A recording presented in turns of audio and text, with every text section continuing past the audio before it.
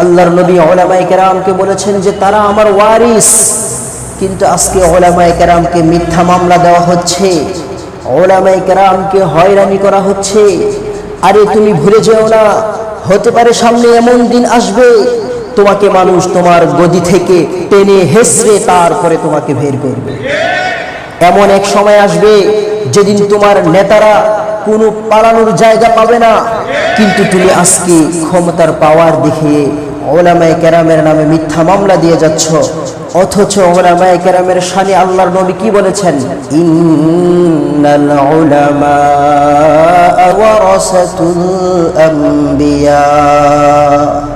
আল্লাহর নবী এই হাদিসের মধ্যে উলামায়ে কেরামকে বলতেছেন, উলামায়ে কেরাম তারা হলো আমি নবীর ওয়ারিস।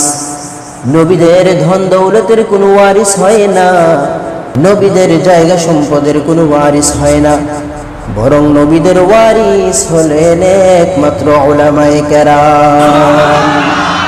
सुनो के आलिमों का मर्तबा बहुत बुलंद है, ये वारिसे रसूल है, वफा बहुत बुलंद है। सुनो के आलिमों का मर्तबा बहुत बुलंद है, ये वारिसे रसूल है, वफा बहुत बुलंद है। ये मस्जिदों का नूर है, ये कौम का चिराग है, रसूल की ही लाडले हिदायतों की बाग है।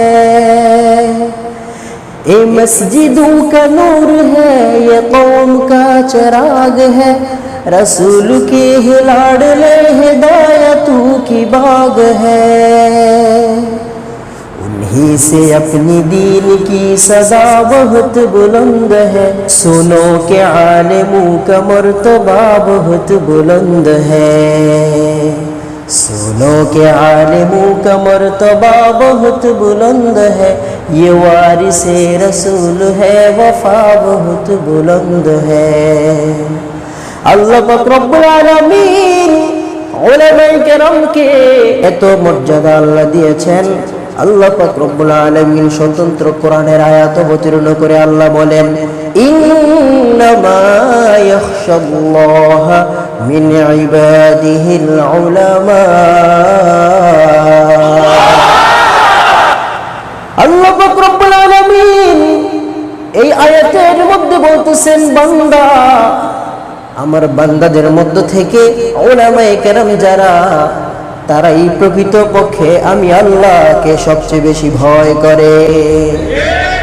উলামায়ে কেরাম তাদের ব্যাপারে আল্লাহর নবী বলেন, তলাবুল ইলমি ফারিদাতুন আলা কুল্লি মুসলিম। সমস্ত মুসলমান নরনারীর উপর দ্বীনে ইলম অর্জন করা ফরজ। কিন্তু আমি আপনি তো দেখা যায় গুটি কয়েকজন মানুষ ছাড়া দ্বীনে ইলম কেউ অর্জন করে না। তার মানে কি সে জাহান্নামী? না না, আল্লাহর নবী আরো কিছু অপশন দিয়েছেন। আল্লাহর নবী বলেন, কুন আলিমান। প্রথম অপশন, জাহান্নাম থেকে বাঁচার জন্য তুমি আলেম হও। আও মুতাআল্লিমান, যদি তুমি আলেম না হতে পারো, 2 নম্বর অপশন জাহান্নাম থেকে বাঁচার। আও মুতাআল্লিমান, তুমি আলেমের ছাত্র হও।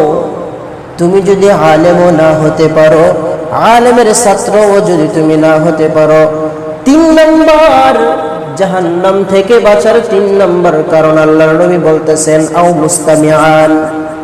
আলেম যা বলবে, আলেম যা তোমাকে বলবে ওটা তুমি মানবা। আলেম কোরআন ও হাদিস থেকে যা কিছু তোমাকে শোনাবে সেটা তুমি শুনবা।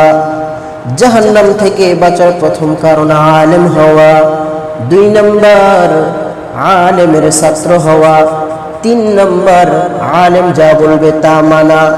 4 নম্বর আল্লাহর নবী বলেন, আও মুহিব্বান, যদি তুমি আলেম না হতে পারো, আলেমের ছাত্রও যদি তুমি না হতে পারো, আলেমের কথা শোনার তৌফিকও যদি তোমার না হয়, অর্থাৎ তুমি এমন জায়গায় থাকো যেখানে উলামায়ে কেরামের নসিহত শোনার তোমার তৌফিক হয় না, তাহলে তুমি উলামায়ে কেরামকে ভালোবাসো। আল্লাহর নবী বলেন এই চার প্রকারের মধ্যে তুমি থাকো।